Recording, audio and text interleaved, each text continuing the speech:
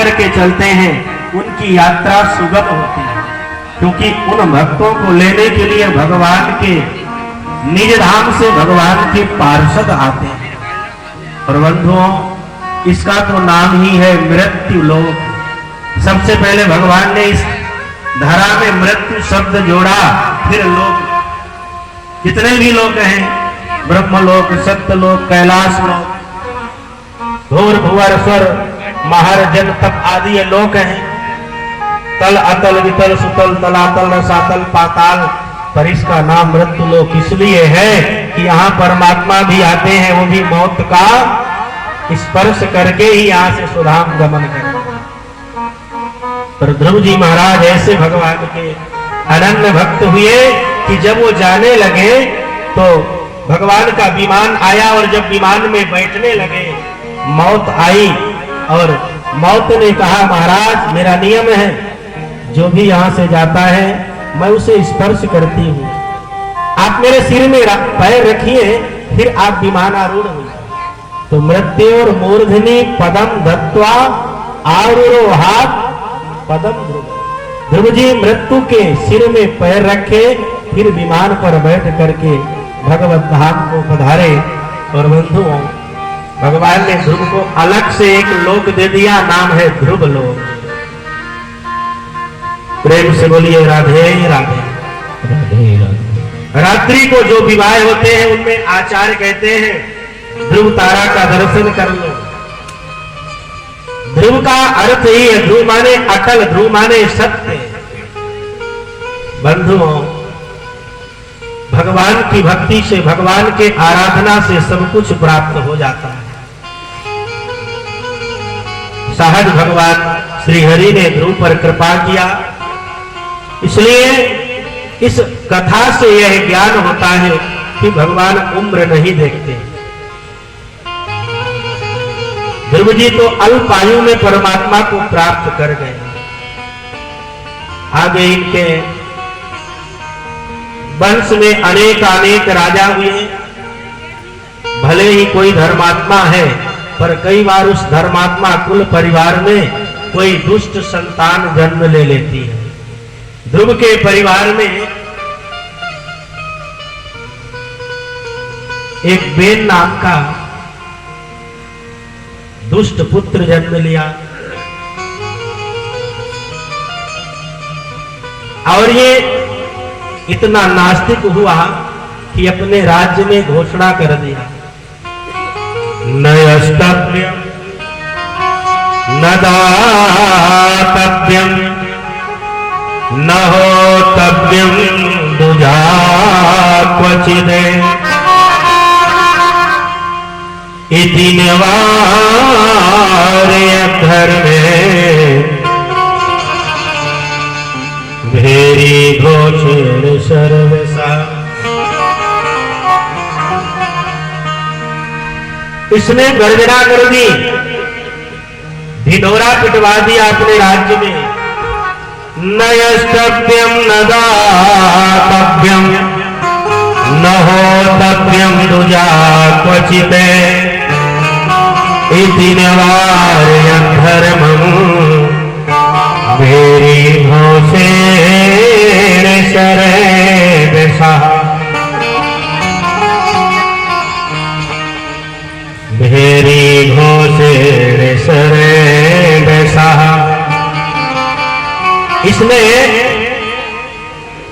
समस्त नगर में लोगों को कह दिया, जो भी मेरे राज्य में दान पुण्य करेगा, यज्ञ करेगा, अनुष्ठान करेगा, ब्राह्मणों को दान देगा, भोजन पवाएगा, मैं उसे जीवित नहीं छोड़ूंगा। और बंधु, भगवान हम पर प्रसन्न है, ये कैसे हम जाने? बोलिए राधे राधे। भगवान हम पर प्रसन्न है, कैसे जाने? क्यों यादव जी? ये हम तब जानेंगे जब हम पर सहज भगवान की, जैसे हमारे श्री यादव जी को भगवान ने सहज कृपा करके इनके घर के सामने कथा का आयोजन करा दिया। कल हम बता रहे थे, ये भगवान की कृपा है, भगवान का संकेत है। भगवान हम पर प्रसन्न है, कैसे हमें अनुभव होगा? प्रथम अनुभव होगा संतों में, ब्राह्मणों में, भक्तों में, तीर्थों में, कथाओं में जब हमारा मन लगे और इन सबों में कोई किसी प्रकार से हमें कमी ना दिखे, तो बंधुओं ध्यान देना, भगवान की थोड़ा धीरे धीरे कृपा का प्रभाव हो रहा। अभी हम भजन सुन रहे थे ना, ठाकुर सेवा धर्म हमारा, काम न दुनिया दारी से। व्याधस्या चरणम ध्रुवस्य च भयो विद्या गजेंद्रस्य का जाति विदुरस्य यादव पते।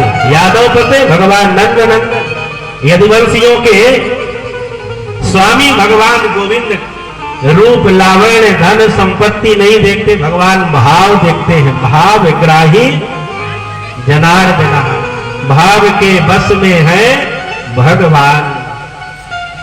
और आज ये बेन नाम का ये जो राजा है, घोषणा करा दिया मेरे राज्य में दान पुण्य तीर्थ नियम व्रत हवन सब बंद कर दो, और जो भी मेरे राज्य में इस प्रकार से करेंगे तो मैं उन्हें जीवित नहीं छोड़ूंगा। बताइए कितना बड़ा नास्तिक। ध्रुव जैसे परम पवित्र कुलीन परिवार में जन्म लिया, ध्रुव जैसे अनन्य भक्त के परिवार में जन्म लिया, पर इसका प्रारब्ध कैसा है, वर्तमान कैसे बिगाड़ रहा है। तुलसी को रग पापते हरि प्यार से भोजन की रुचि जाए। यह भक्ति सेवा भी पूर्व जन्म के निश्चित रूप से जमीन, ये कोई व्यक्ति विशेष की नहीं होती। अब इसी जमीन में परमार्थ आदि से, और ये भूमि पवित्र होती है यज्ञ अनुष्ठान आदि। जिनके जीवन में ये धार्मिक आध्यात्मिक आयोजन नहीं होते, उनका जीवन तो मानो प्राणों से युक्त तो शरीर है, पर ये जिंदगी पानी के बुलबुला जैसे है। पानी का बुदबुदा बरसात में जहां तहां अपने आप प्रकट हो जाता है, और बरसात समाप्त होते ही वो फिर दिखाई नहीं देता कहां गया। बेन ने घोषणा किया, पर जो भक्ति वाले होते हैं, भक्ति करने वाले, उन्हें तो कहीं ना कहीं से भक्ति करने का मौका मिल ही जाता। आज से 500 वर्ष पहले जब यहाँ यवनों का राज्य था, हमने संतों से सुना है, भक्तमाल जी में बड़े बड़े सुंदर दृष्टांत कथाएं हैं। उस समय ऐसे कोई तिलक लगा के स्वच्छंद नहीं विचरण कर सकते, तुलसी कंठी नहीं पहन सकते थे। तो क्या लोग भगवान की भक्ति नहीं किए? ये तो भक्ति नहीं किए होते तो आज ये भागवत जी की कथा हम आपको सुनने के लिए नहीं मिली। जब यहाँ राक्षसों ने, आतताइयों ने हमारे शास्त्र ग्रंथों को जलाया, तो अमलात्मा विमलात्मा ऋषि महर्षि उनको कंठस्थ करके गुफाओं में छुपे रहे, और वही सुंदर इन ग्रंथों को कंठस्थ करके बड़े बड़े ग्रंथ लिख दिए। जिनको धर्म कर्म करना होता है, उनके जीवन में किसी प्रकार से बहाना नहीं चलता, बहानेबाजी नहीं होती। बोलिए राधे राधे राधे राधे। पर ये तब होता है जब थोड़ा अपनी लगन हो और भगवान की कृपा हो। यह संभव है तब हो जब पुण्य पुरा कृत भो,